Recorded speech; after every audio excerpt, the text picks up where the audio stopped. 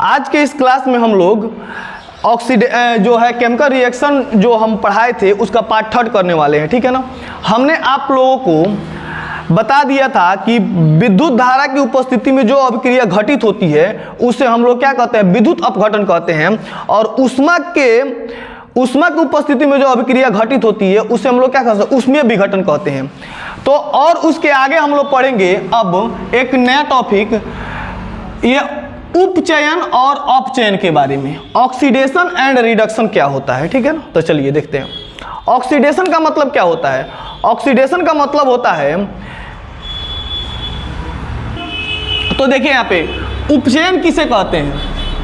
उपचयन का मतलब होता है कि देखिए उप का मतलब क्या होता है, उफ मतलब कि क्या होता है कि कोई भी चीज क्या होनी है, बाहर निकलना। तो वैसी रासायनिक अभिक्रिया जिसमें ऑक्सीजन की वृद्धि होती है और हाइड्रोजन का क्या होता है, ह्रास होता है, उसे हम लोग क्या कहते हैं, उपचयन अभिक्रिया कहते हैं, ठीक है ना। तो देखिए यहाँ पे लिख दिया हमने, उपचयन अभिक्रिया वैसी रासायनिक अभिक्रिया जिसमें ऑक्सीजन की वृद्धि होती है तथा हाइड्रोजन का कमी होता है उसे हम लोग क्या कहते हैं, उपचयन अभिक्रिया कहते हैं। अब देखिएगा उपचयन अभिक्रिया का मैंने कुछ एग्जाम्पल आप लोगों के सामने यहाँ पे लिया है। देखिए Cu प्लस O2, तो देखिए Cu प्लस O2 मिला तो क्या हो गया, CuO हो गया। लेकिन यहाँ पे ध्यान दीजिएगा कि यहाँ पे जो ऑक्सीजन था, यह कॉपर और ऑक्सीजन अलग अलग था, लेकिन यहाँ पे ऑक्सीजन आके कॉपर के साथ क्या हो गया, जुड़ गया। यहाँ पे ऑक्सीजन किसके साथ आके जुड़ गया, कॉपर के साथ आके जुड़ गया। तो कॉपर में आके जुड़ा तो कॉपर का शक्ति क्या हो गया, बढ़ गया। तो इसीलिए कॉपर का यहाँ पे क्या हो रहा है, उपचयन हो रहा है, यानी कॉपर में ऑक्सीजन क्या हो गया, बढ़ गया। तो इसको उपचयन अभिक्रिया कहेंगे। देखिए ध्यान से एक और एग्जांपल, जैसे कि यहाँ पे Mg है और यहाँ पे O2 है। Mg और O2 आपस में रिएक्शन किए, ये दोनों अलग अलग था, लेकिन ऑक्सीजन आके किस में जुड़ गया, मैग्नीशियम में। तो मैग्नीशियम का पावर क्या हो गया, थोड़ा सा बढ़ गया। तो जब मैग्नीशियम का पावर बढ़ गया तो इसी को मैग्नीशियम में ऑक्सीजन की क्या हो गई, वृद्धि हो गई। तो इसे हम कहेंगे मैग्नीशियम ऑक्सीजन की वृद्धि हो गई, यानी मैग्नीशियम का उपचयन हो गया।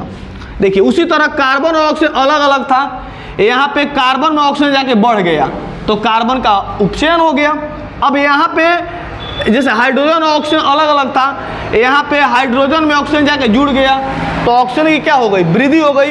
तो ऑक्सीजन में जो वृद्धि होती है उसी को हम लोग उपचयन कहते हैं। तो यह तो उपचयन अभिक्रिया है। अब यहाँ पे थोड़ा सा देख लीजिएगा, अब यहाँ पे हाइड्रोजन का ह्रास, देखिए उपचयन अभिक्रिया वैसी अभिक्रिया कहते हैं जिसमें हाइड्रोजन का ह्रास होता है। ऑक्सीजन की एक तरफ वृद्धि होगी तो हाइड्रोजन के एक तरफ ह्रास होगा, तो उसको उपचयन अभिक्रिया कहेंगे। जैसे देखिए यहाँ पे H2S यहाँ पे था और यहाँ पे Cl2 था। तो देखिए हाइड्रोजन किसके साथ था, सल्फर के साथ था। हाइड्रोजन किसके साथ था, तो सल्फर के साथ था। लेकिन देखिए यहाँ पे हाइड्रोजन क्लोरीन के साथ चला गया। तो क्लोरीन के साथ चला गया, यानी सल्फर में हाइड्रोजन का क्या हो गया, ह्रास हो गया। इसीलिए यह क्या है, यह एक उपचयन अभिक्रिया है। सल्फर में हाइड्रोजन था, यहाँ पे हाइड्रोजन किसके संग चला गया, Cl के संग चला गया। तो बताइए सल्फर अकेला रह गया कि नहीं रह गया। तो यही कारण है कि H2S का यहाँ पे क्या हो रहा है, उपचयन हो रहा है। फिर देखिए यहाँ पे NH3 प्लस 3O2, देखिए यहाँ पे हाइड्रोजन किसके साथ था, नाइट्रोजन के साथ था। लेकिन यहाँ पे नाइट्रोजन को अकेला छोड़ दिया कि नहीं छोड़ दिया, तो यहाँ पे नाइट्रोजन अकेले हो गया और ये हाइड्रोजन मिल गया किसके साथ जाके, ऑक्सीजन के साथ। यानी हाइड्रोजन का नाइट्रोजन में कमी हो गया, तो इसको क्या कहेंगे, उपचयन कहेंगे। देखिए हाइड्रोजन नाइट्रोजन में था, भाई कमी हो गया कि नहीं हो गया। तो जब कमी हो गया नाइट्रोजन का तो हम कह देंगे कि यह एक उपचयन अभिक्रिया है। उसी तरह MnO4 और HCl, Cl के साथ H था, जब Cl के साथ H था तो यहाँ पे ऑक्सीजन के साथ H हो गया। तो Cl में क्या हो गया, आपका ऑक्सीजन का कमी हो गया, तो यहाँ पे क्या हो गया, यह भी एक प्रकार कौन अभिक्रिया है, उपचयन अभिक्रिया है। समझ में आ गया। तो उपचयन अभिक्रिया आपको अच्छा तरीके से समझ में आ गया। चलिए इसको आगे और देखते हैं हम लोग, ठीक है। अब हमने क्या सीख लिया, ऑक्सीकरण अभिक्रिया सीख लिया है, यानी उपचयन सीख लिया है। अब हम लोग देखेंगे अपचयन अभिक्रिया, रिडक्शन अभिक्रिया, अपचयन अभिक्रिया। देखिए इसमें उसका उल्टा होता है। देखिए वैसी रासायनिक अभिक्रिया जिसमें ऑक्सीजन की कमी होती है, उसका उल्टा हो जाएगा, ऑक्सीजन की कमी होती है तथा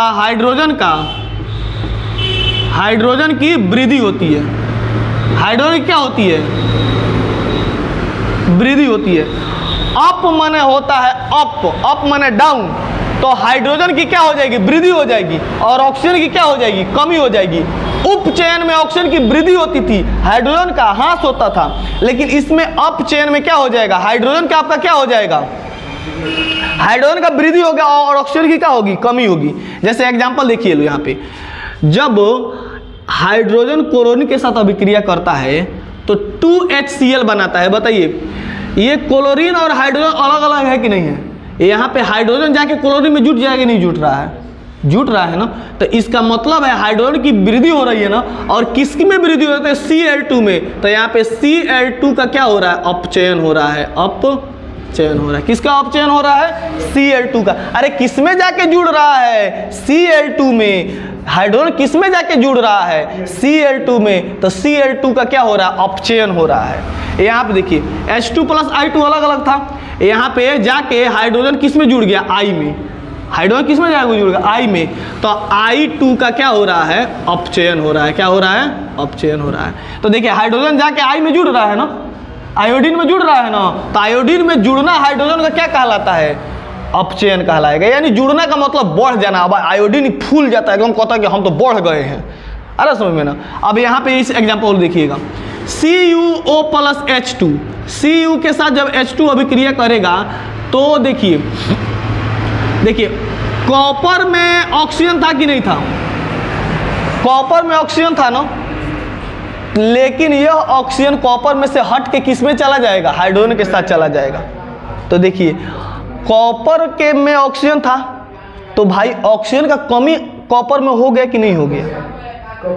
तो कॉपर में यहाँ पे क्या हो गया? कमी हो गया ना ऑक्सीजन का। तो ऑक्सीजन की कमी को ही ना हम लोग क्या कहते हैं? अपचयन कहते हैं ना। ऑक्सीजन की वृद्धि को उपचयन, ऑक्सीजन की कमी को अपचयन। यहाँ पे कॉपर के साथ ऑक्सीजन बेचारा था, यहाँ पे कॉपर को क्या छोड़ दिया? ऑक्सीजन क्या छोड़ दिया? अकेला छोड़ दिया। तो यहाँ पे अपचयन कौन है? तो ये कॉपर का अपचयन हो रहा है। किसका अपचयन हो रहा है? कॉपर का अपचयन। आ गया समझ में? यहाँ पे देखिए ZNO था, ZNO था, यहाँ पे आप देखिए, यहाँ पे ZNO + C था। अब ऑक्सीजन किसके साथ था? तो जिंक के साथ था, लेकिन यहाँ पे क्या हो गया आपका? यहाँ पे बताइए क्या हो गया? यहाँ पे Zn अकेले हो गया, यानी ZNO का क्या हो रहा है? अपचयन हो रहा है। ZNO का अपचयन हो रहा है। तो यहाँ पे देखिए वैसी रासायनिक अभिक्रिया जिसमें ऑक्सीजन की कमी होती है, हाइड्रोजन की वृद्धि होती है, उसे क्या कहते हैं? अपचयन रासायनिक अभिक्रिया कहते हैं। ठीक है। में टूटती है उसे प्रकाश रासायनिक अभिक्रिया कहते हैं। यहाँ पर ध्यान दीजिएगा, प्रकाश विद्युत अभिक्रिया क्या होती है? सॉरी, प्रकाश विद्युत अभिक्रिया है ना। प्रकाश विद्युत क्या लगा रहे हैं? प्रकाश अभिक्रिया। प्रकाश अभिक्रिया किसे कहते हैं? ध्यान दीजिएगा, वैसी रासायनिक अभिक्रिया जो प्रकाश की उपस्थिति में घटित होती है उसे हम क्या कहते हैं? प्रकाश अभिक्रिया कहते हैं। जैसे सूरज की उपस्थिति में हरे पौधे भोजन बनाते हैं तो फोटोकेमिकल रिएक्शन के नाम से इसको जानते हैं। अंग्रेजी में इसको फोटोकेमिकल रिएक्शन कहते हैं। ठीक है ना। और जो अभिक्रिया प्रकाश की उपस्थिति में टूटती है ना, उसे हम लोग क्या कहते हैं? प्रकाश विद्युत अपघटन अभिक्रिया कहेंगे। प्रकाश विद्युत अपघटन अभिक्रिया कहेंगे। यहाँ पे लिख सकते हैं प्रकाश अपघटन अभिक्रिया। प्रकाश अपघटन अभिक्रिया कहते हैं। वैसी रासायनिक अभिक्रिया जो प्रकाश की उपस्थिति में टूटती है ना, तो टूटना को अपघटन न कहते हैं, तो उसे प्रकाश अपघटन कह देंगे। और वैसी रासायनिक अभिक्रिया जो प्रकाश की उपस्थिति में घटित होती है उसे हम लोग प्रकाश रासायनिक अभिक्रिया कह देंगे। जैसे एग्जाम्पल मैं आपको देता हूं,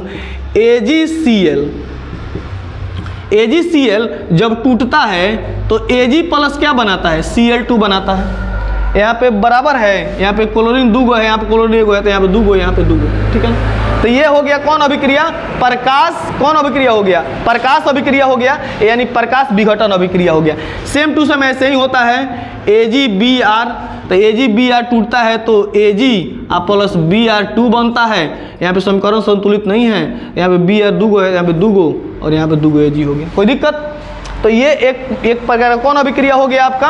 तो प्रकाश विद्युत अपघटन अभिक्रिया हो गया, प्रकाश अपघटन अभिक्रिया होगा। प्रकाश की उपस्थिति में यह क्या हो रहा है? टूट रहा है। तो प्रकाश अपघटन समझ में आ गया। आगे देखिए, मैं इसको बता रहा हूं, देखिएगा। अब ऊष्माशोषी अभिक्रिया किसे कहते हैं? तो देखिए, वैसी रासायनिक अभिक्रिया जिसमें ऊष्मा का शोषण होता है, ऊष्मा का शोषण होता है, उसे क्या कहेंगे?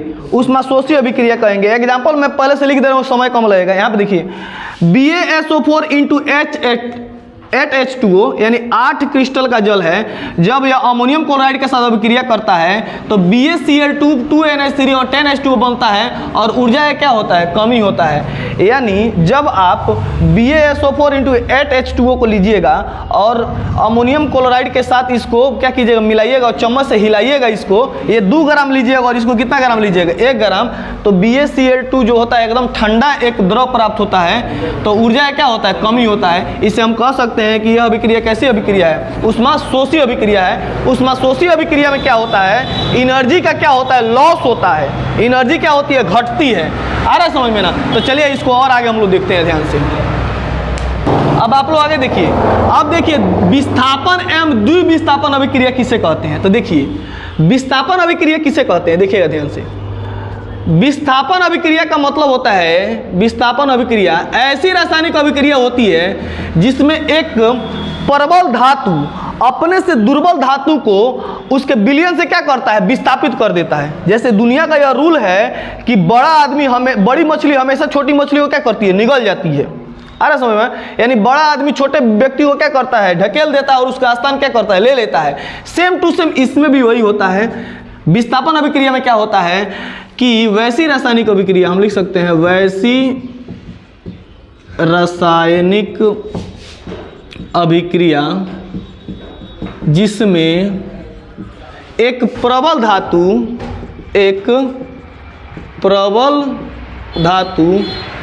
अपने से दुर्बल धातु उसे क्या कहते हैं? उसे विस्थापन अभिक्रिया कहते हैं। देखिए, इसमें क्या होगा? प्रबल धातु क्या करेगा? अपने से दुर्बल धातु को क्या करेगा? विस्थापित कर देगा और उसका स्थान क्या करेगा? ले लेगा। जैसे अब कौन किसको प्रतिस्थापित करता है? तो देखिएगा, एक मैं आपको चार्ट बता रहा हूं, याद रखिएगा। ये चार्ट आप लोग याद रखिएगा। काना का मांगे एल्युमिनियम, जिंक, लोहा, टीना, है ना, और पारा, हाइड्रोजन, कॉपर, पारा, चांदी, सोना, प्लेटिनम, याद रखिएगा, ठीक है। बता रहा हूं मैं, काना का मांगे। देखिए आप लोग ट्रिक समझिएगा। काना का मांगे क्या मांगता है? काना एल्युमिनियम, जिंक, लोहा, टीन। देखिए याद रखिएगा, कान्हा का मांगे एल्युमिनियम, जिंक, लोहा, टीन, हाइड्रोजन, कॉपर, पारा, चांदी, सोना, प्लेटिनम। अब ये क्या है? तो ध्यान से देखिएगा। अब आप कहते होंगे सर ये क्या लिख दिए? अरे भाई आपको समझाने के लिए लिखे हैं इसको, ध्यान से देखिएगा इसको। देखिए ये इससे बरियार है, ये जो होता है पोटेशियम इससे बरियार है, ये जो सोडियम है ना ये इससे बरियार है, और ये कैल्शियम जो है ना इससे बरियार है। यानी इधर से आप जाइएगा, सॉरी ऐसे, ये क्या होगा? इधर से आप जाइएगा तो ये ऐसे जाइएगा ना, ऐसे ये सब ये क्या हो जाएगा? ये बरियार है सब। इधर से आप जाइएगा तो ये क्या है? आपका बरियार है सब। ये कमजोर है, इससे बरियार हो, इससे बरियार हो, इससे बरियार हो, इससे बरियार हो, इससे बरियार हो, इससे बरियार हो, इससे बरियार हो, इससे बरियार हो, इससे बरियार हो। समझ में आ रहा ना? यह यानी यह हमने आपको क्या किया है, ये घटते क्रम में आपको सजा दिया है मैंने, सबसे ज़्यादा, उससे कम, उससे कम, उससे कम, ये घटते क्रम में है। समझ में आ रहा है ना, ये किस में है, घटते क्रम में है, घटते क्रम में है, घटते क्रम में। तो अब बताइए, एक एग्जांपल देता हूँ आपको। जैसे मान लीजिए मैं कहूँगा CuSO4 और प्लस Fe है, तो बताइए Fe और Cu में कौन ज़्यादा है? तो आप कहिएगा सर यहाँ पे Fe और यहाँ पे Cu है, यानी बरियार तो Fe है ना, बरियार कौन है, Fe है।